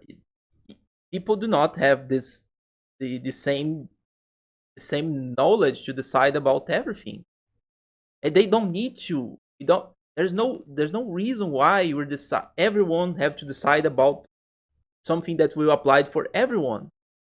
If you let people decide for themselves, for their own lives, just their own lives, they're in a much better position to do that. Why not distribute power in the real sense, not just distribute the decision process and centralize the execution? I'm not distributing power, the decision making and the execution. And then you don't need a system. You just need to let people decide for themselves. And then we'll have a much better, they will be in a much better position to make these decisions, a well thought decision. We ought to recognize those kinds of arguments against change for what they are. They're fearful. So we're going to stay with what we have, the capitalism that we have, producing the very humorous takes on Mr. Trump or Mr. Even if they are fearful, I'm under the impression that they have still at least a little bit of reason to be fearful. You have to recognize that. Johnson in England as the expressions of a system spinning out of control, in part because we don't face that the basic organization of production has been given a free pass and is what's holding us back. Thank you. Thank you, Richard. Gene, please, you've got 5 minutes. Well, Richard wrote a book called Democracy at Work, A Cure for Capitalism. It was published 7 years ago. I read it quite recently. Richard probably hasn't read it very recently.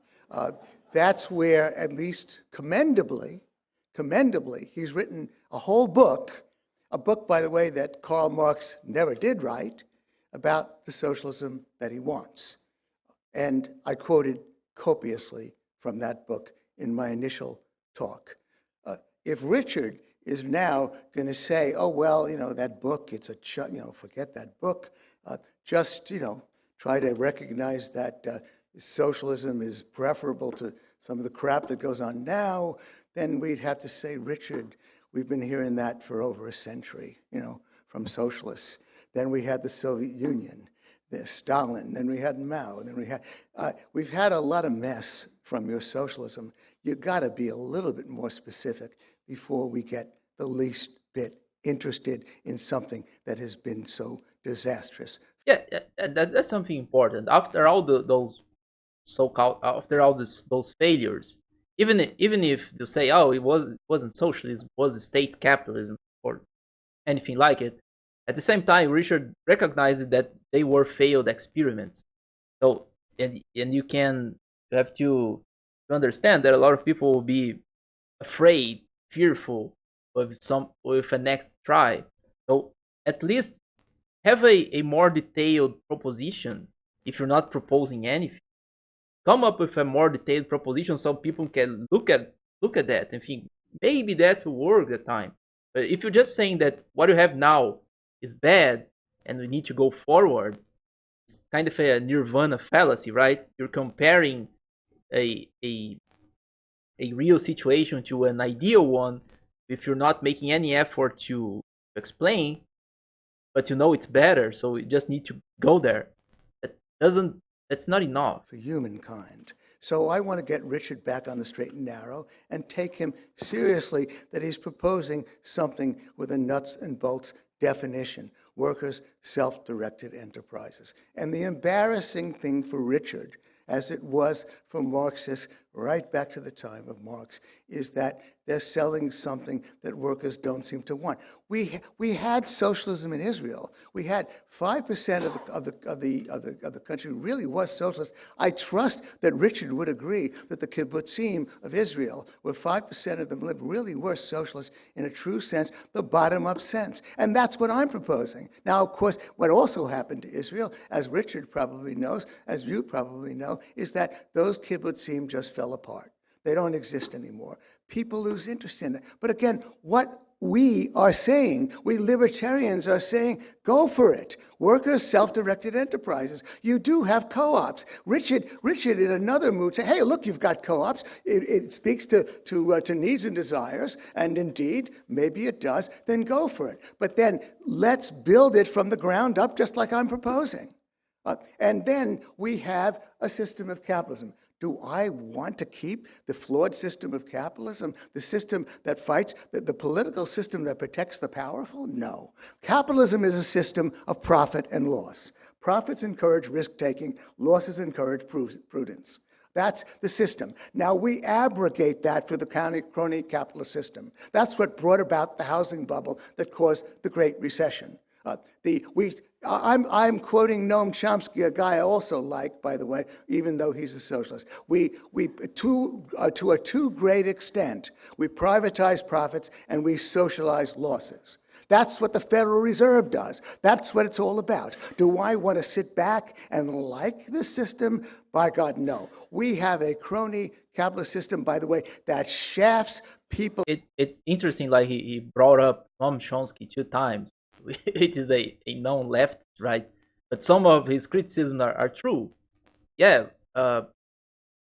profits are privatized and the expenses are socialized in our society, in our economy. But because, I know that's repetitive, but because of the state influence, because of the state interference, they have those big business who are too big to fail, and government have do whatever what they do, whatever possible, whatever is in their power to save those businesses, even if they are not well managed. But that's a socialist aspect of your economy, or if you don't want to call it socialist, it's an interventionist aspect of your economy. It's an statist aspect of your economy. So when a libertarian saying to end this, how is he just saying that, oh, don't mess with those things? He was being a radical in his own sense. So the criticism by Richard Wolff are really unfounded. People of limited means, most of all, that defends the rich and powerful, and there have been victories against it. We used to have an airline cartel protected by the Civil Aeronautics Board. Then somebody noticed that where the CAB didn't dominate, a flight between LA and San Francisco within the same state cost half what it cost to fly from Washington to Boston, or Washington, D.C. rather, to Boston, same distance, twice as expensive because of government. So then they abolished the CAB, and there was competition in the airlines, and that was a huge victory for middle-income people. So victories can be won.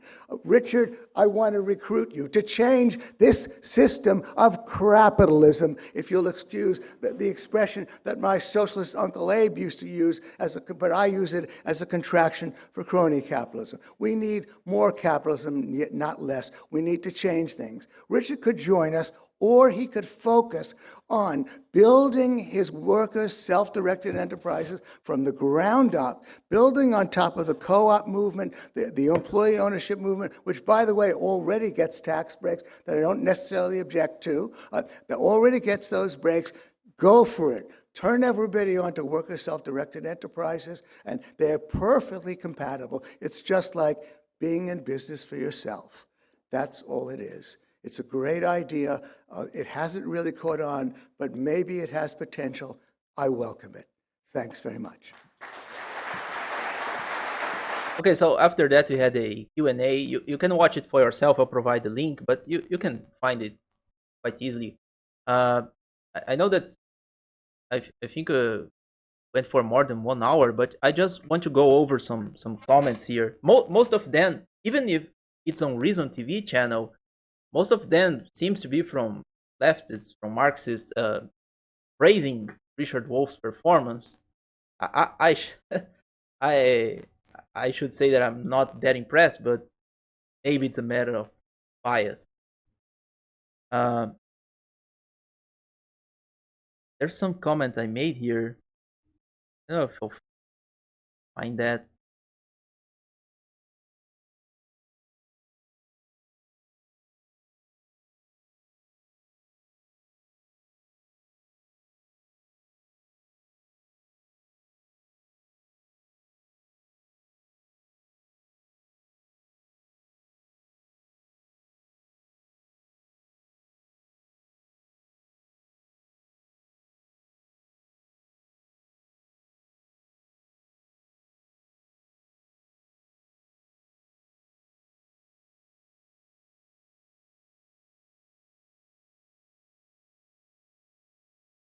Oh, there's there's some comments about the Epstein surname, right? That's not the Epstein that didn't kill himself. That's Gene Epstein, not Jeffrey Epstein. I can't find my comment, but I went on a discussion with some guy because a comment I made, and I'm not happy with the way I worded it.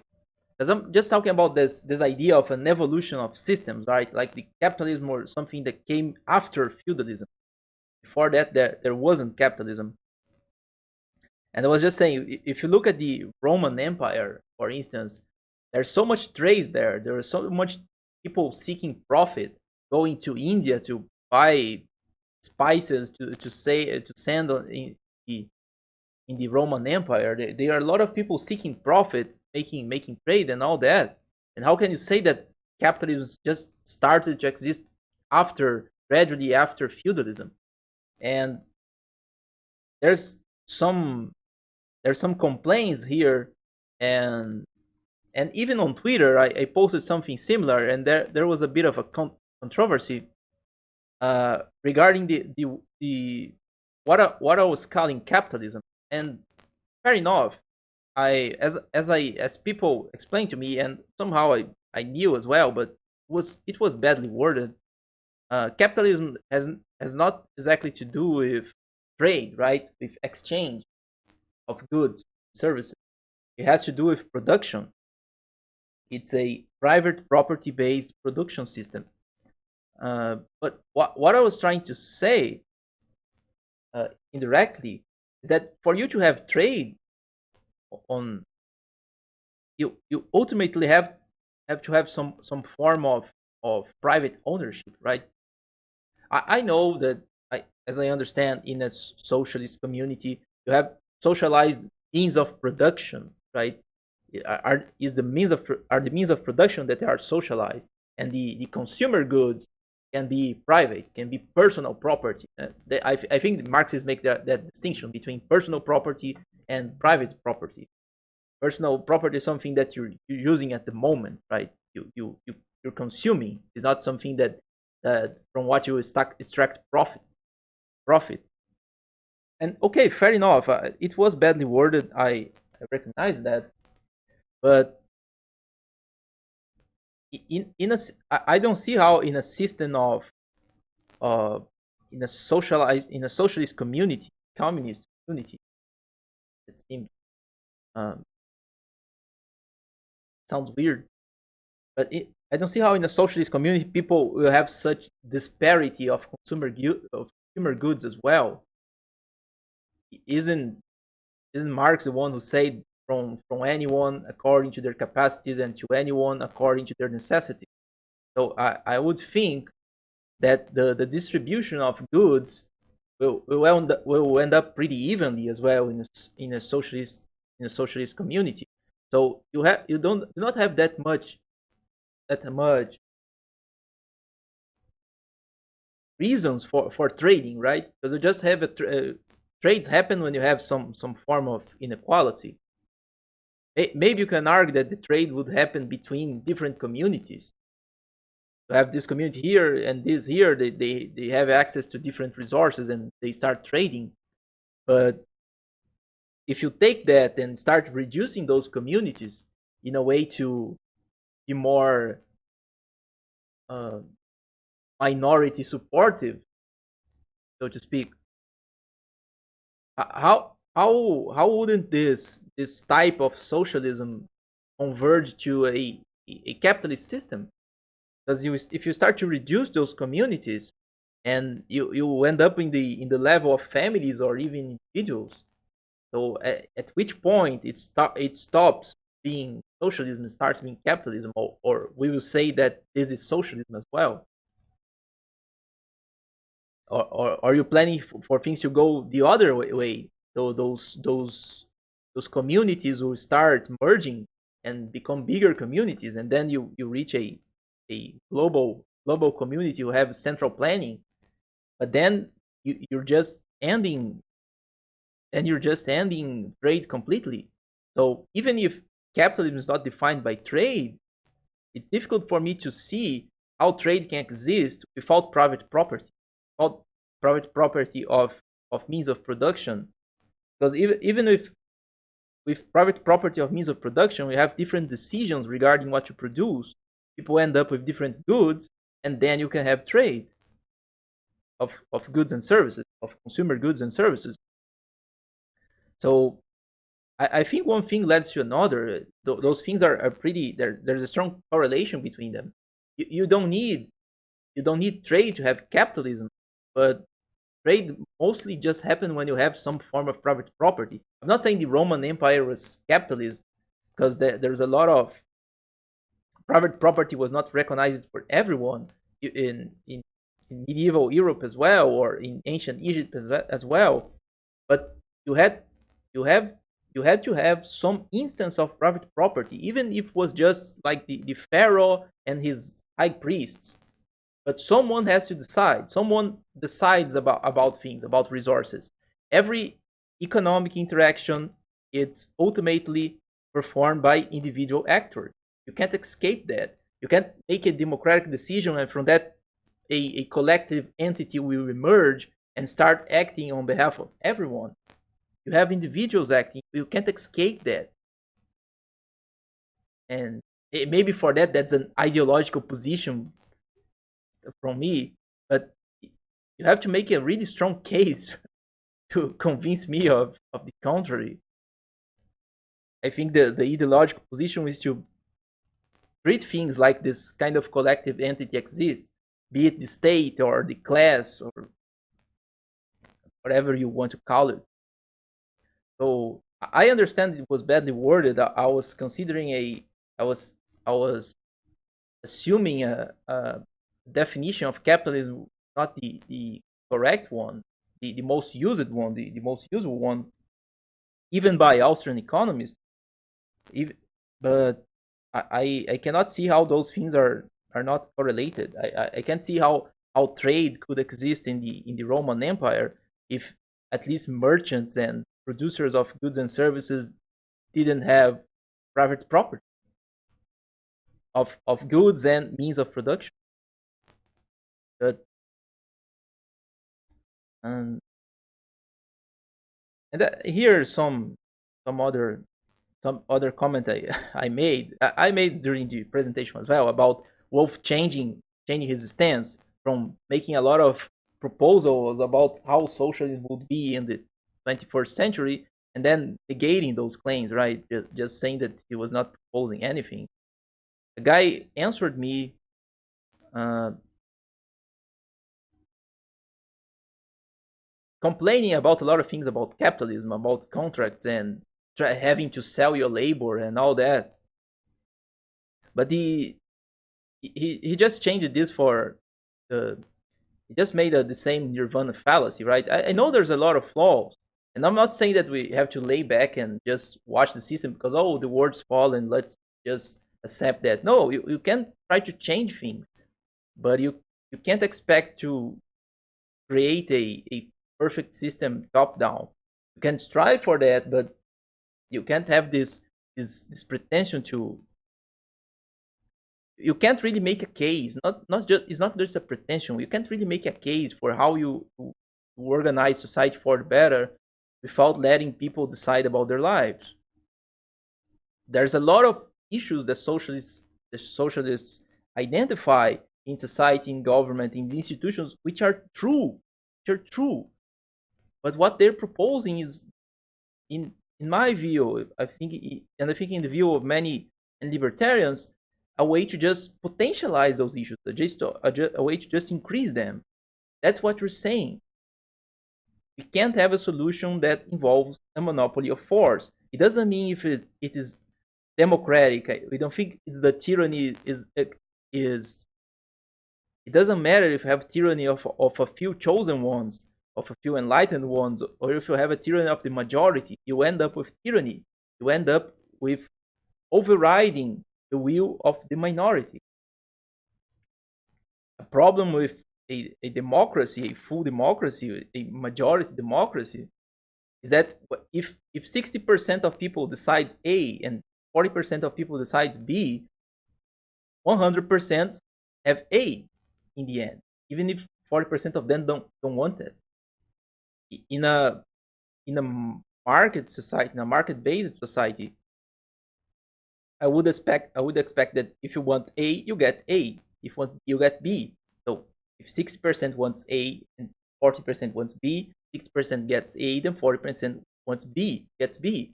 And that provides some form of power to the providers of those A and B products or services. So